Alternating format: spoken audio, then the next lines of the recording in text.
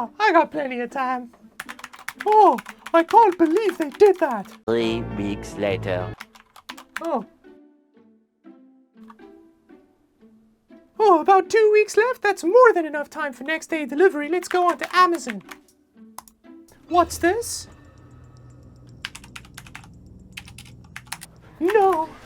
No. No! I only have one choice left. Oh, oh. Oh, my savior. Oh, this says sports on it.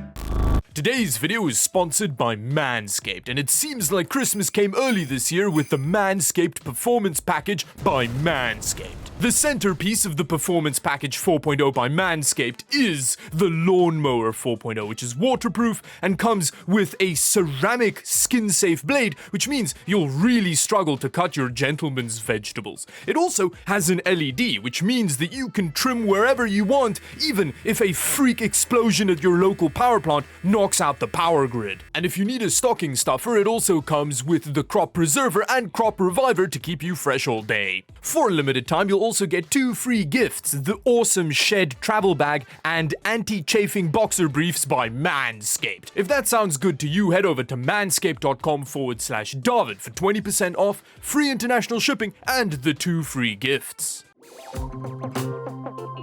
I am back with my Walmart haul, and I have to say, all of this stuff looks a bit like the gamer gift equivalent of just buying your kids all of their presents at like a gas station the night before Christmas, but hopefully some of it will be okay. I tried to emulate the mom gamer gift buying experience as much as possible by just grabbing random stuff that said gaming on it, although I will say, Razer packaging really stands out on like a Walmart shelf. The combination of the neon lime green with black stands out a whole lot more than Logitech stuff, for example. So I think if you are a gamer child, there is a good chance you're gonna get some Razer peripherals from Walmart for Christmas. So let's unbox all of these, and then we'll do some gaming with it to see just how disappointed you should be on Christmas morning. Now, starting off, let's put away all of the fancy Razer marketing and have a look at this little guy. Now, this mouse by Black Web cost 24 Canadian dollars, which is like $3 US.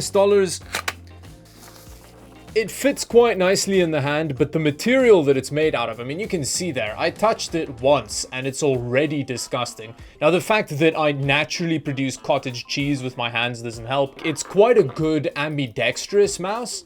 Aside from the fact that you still have these buttons on the side. The shape works for it, but then you keep accidentally pressing those buttons with the side of your finger. Yeah, there isn't a whole lot else to say about it. Next up, let's move over to the Kraken X Lite. Ooh, yes. So this is a full headset. We do have a microphone so that you can yell obscenities at your teammates while playing Fortnite. And then we have a cable with a bit of a rubbery effect to it. This is actually an extension. And then here we have the main cable, which is not removable. Oh, we get some stickers as well. That is very important. It feels like a budget gaming headset. Like it really feels like one. You've got a bunch of pleather around the place. Yeah, I mean, it's reasonably comfortable. I don't know how long it's gonna be comfortable for. And this headset cost my mom 60 Canadian dollars. Okay, moving on. Next up, I want to check out this, because this is actually an unironically good mouse. Now, this Logitech G502 does have the Hero sensor in it, although it's not the upgraded 25K version of the Hero sensor, which means this is actually the old version of the G502, which isn't a huge deal because the 16K Hero is still a solid sensor. You do have some buttons up here. You've got a whole bunch of buttons all over the place, actually. Decent feeling scroll wheel as well. It actually also has various click options. You can like move it around and stuff. Yeah, this feels like it's going to be a reasonably solid mouse with a decent braided cable as well. It also comes with weights so that you can adjust the feel of the mouse. I really like that. We do have one more mouse. We do have a Razer mouse, but it's part of this kit that I got. Now this gaming kit, which comes with a keyboard, a mouse, and a mouse pad, costs 60 Canadian dollars. I am really excited to try it out because I like the idea of like a decent set of peripherals that just gives you, you know, usable gaming peripherals for like a kid. I think something like this could be enough if it's decent. I have to say, I do feel a lot like a kid on Christmas unboxing some gaming peripherals. Like, where's the mouse? I actually think I didn't get a mouse in this box. Maybe the mouse is in here. It is a really good sign that the mouse pad's in a box this huge. Oh, never mind. They do the whole Lay's chips packet thing where it's all just air, basically. Okay, that is just unnecessary. I mean, it's still a reasonably sized mouse pad. It's big enough. It should be fine. For the mouse that we didn't seem to get, it's probably in this box. There is not a mouse in here. That says it has a mouse in it, right? Like I'm not just imagining that. I don't know, man. I feel like you've just ruined my Christmas, Razer. I'm a little kid. I'm expecting a mouse in my kit, and there's definitely not a mouse in there. I guess we have to just look at the keyboard then. It is it is a keyboard and a mouse pad kit. In first impression, it is a pretty reasonable looking keyboard. You've got this, it's very plasticky. Oh, that's a lot of flex. Yeah, I don't like that keyboard very much. This is probably the most disappointed I've been unboxing a product in a long time because the keyboard is a lot worse than I was expecting and there's no mouse in it. Like, like what happened? Razer, you have ruined my Christmas with your extremely flashy packaging and just... Okay, finally, we have this, which is not a peripheral, but... I don't know, it looked like the kind of thing a mom would buy a kid that would then lead to a tantrum, so I thought, why not buy it? Ooh, okay, there is a whole variety of them. I did see a bunch of them in the Walmart. You buy one, and then you need to buy a whole new little console thing for a different game, which, I don't know, I feel like that is how you fill up garbage dumps with e-waste, especially considering that each of these games can probably be saved on a bit of graphing paper. And then here we have an aux cable, which it seems you can kind of use like a LAN cable to connect two of these together for multiplayer, which means each of your friends also needs to buy 10 of these. It's adorable, but that is not exceptionally ergonomic.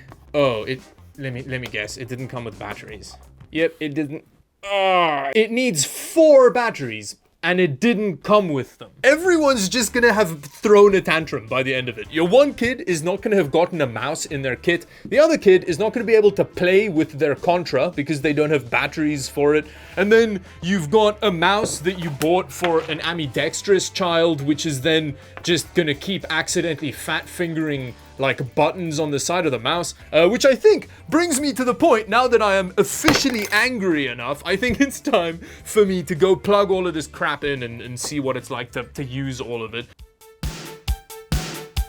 So now that I've been thoroughly disappointed by all of the unboxing scandals, I think we need to talk a bit about what it's like to use all of this stuff. Now, I've been gaming with it over the last 2 days, and I have opinions on all of it. Let's start off with the little black web mouse. There's not a whole lot to say about it. It is basically just a mid-tier e-waste pre-built peripheral. It's very similar to the kind of thing that you'd get with an iBuyPower system. It does have that problem where the sensor doesn't track particularly well, so at longer ranges, sometimes it feels like you're fighting the mouse a little bit to line up shots. Next up, let's move over to the headphones, the Razer Kraken Lights. Now, I don't have a whole lot of context for what budget headsets sound like, and I am actually very spoiled in terms of all of the audio gear that I get to listen to, so I would take my opinion with a grain of salt. But having said that, I hate that headset. It is terrible. The sound quality is one of the worst I've heard in a while. It actually reminds me a bit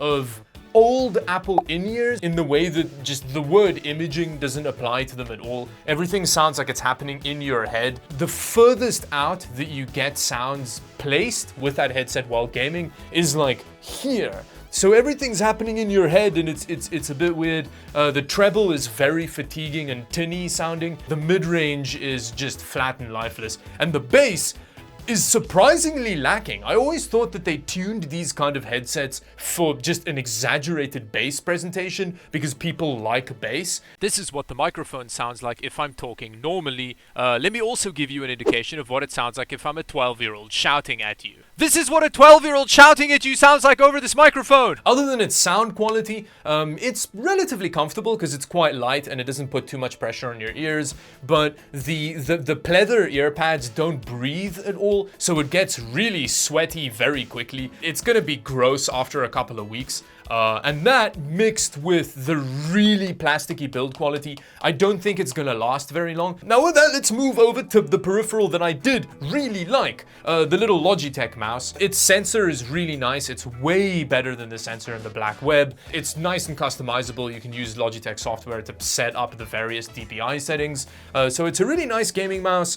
The only problem that I have with it, and this is a personal issue, I don't like the shape. It doesn't fit my hand very well, and it kind of feels like my hand slides off to the left on it. That is very much a personal preference, but in terms of sensor and build quality and like the clickiness of the scroll wheel that you can also have that infinite scroll thing, it's a solid mouse. Now lastly, we're gonna talk about the other Razer disappointment. We just have a keyboard and a mouse pad to talk about. The keyboard is fine.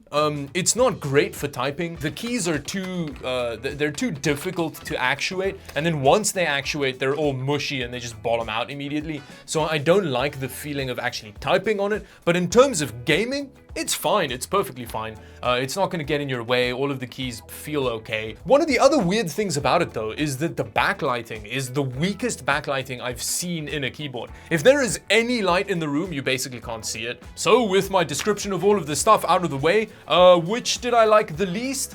100% that headset. I hate that headset. The moment that any sound came out of it, my ears would immediately fatigue, and it's just sweaty and gross and not well made. I don't like that headset at all. And the thing that I liked the most was obviously the Logitech mouse.